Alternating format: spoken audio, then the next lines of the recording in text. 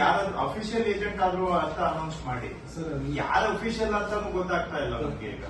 Actually sir even ಆಫೀಸಲ್ಲಿ ಹೆಂಗೆ ಅಂದ್ರೆ ಎಸ್ ಅವ್ರು ಗೊತ್ತಿದ್ದಾರೆ ಅಂದ್ಬಿಟ್ಟು ಅಲ್ಲಲ್ಲೇ ಅಲ್ಲಿ ಯಾರಿದ್ದಾರೆ ಅದಕ್ಕೆ ಹೇಳಿದ್ದು ಅಫಿಷಿಯಲ್ ಏಜೆಂಟ್ ಅಂತ ಬೋರ್ಡ್ ಹಾಕ್ಬಿಟ್ರೆ ಜನ they will know who to approach. Because ಈಗ ಯಾರ ಏಜೆಂಟ್ ಅಂತ ನಮ್ಗೆ ಕನ್ಫ್ಯೂಷನ್.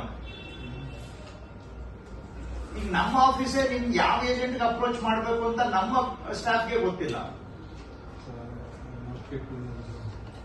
ಅದಕ್ಕೆ ಅಫಿಷಿಯಲ್ ಆಗಿ ಇಟ್ಕೊಂಡ್ಬಿಡಿ ಹೋಗ್ಲಿ. ನೀವಂತೂ ಸಿಗೋದಿಲ್ಲ, ನೀವು ಫೋನಿಗೂ ಸಿಗೋದಿಲ್ಲ, ಫಿಸಿಕಲ್ ಆಗಿನೂ ಸಿಗಲ್ಲ.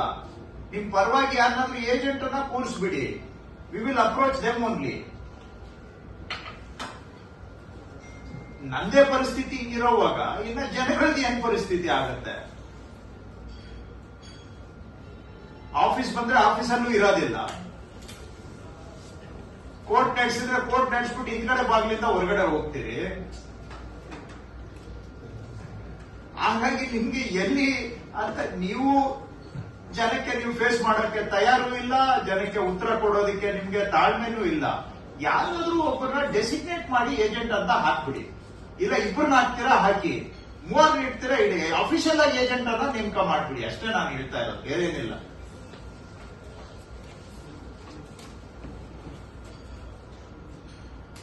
ಎರಡೂವರೆ ತಿಂಗಳಲ್ಲಿ 30 ಕೇಸ್ ಡಿಸ್ಪೋಸ್ ಮಾಡಿದ್ದೀರಾ. ಐ ಮೀನ್ ಲೈಕ್ ಯಾವ ಪ್ರಪಂಚದಲ್ಲಿ ಇದೀವಿ ನಾವು? 1730 ಪೆಂಡಿಂಗ್ ಇಟ್ಕೊಂಡು 30 ಕೇಸ್ ಡಿಸ್ಪೋಸಲ್ ಇನ್ 2.5 months.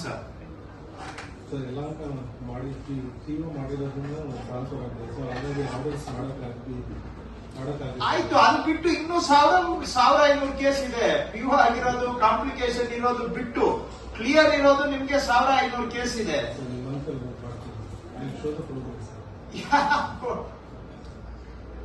ನಿಜವಾಗೂ ನಿಮ್ಗೆ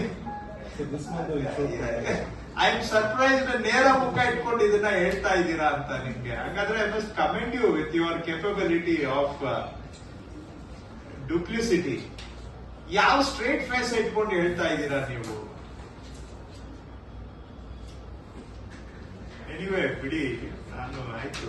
I don't think I am so helpless. Don't think I am so helpless. You will see. Right, ಬಿಡಿ, ಮಾತಾಡಿ ಎಲ್ಲಾರ್ದು ಟೈಮ್ ಯಾಕೆ ವೇಸ್ಟ್ ಮಾಡೋಣ. ಅಂಡ್ ಸುಮ್ಮನೆ ಇನ್ಸಲ್ಟ್ ಮಾಡಿ ನಿಮ್ಗೆ ನಮ್ಗೇನು ಸಿಗೋದಿಲ್ಲ. ನನ್ನ ಕೆಲಸ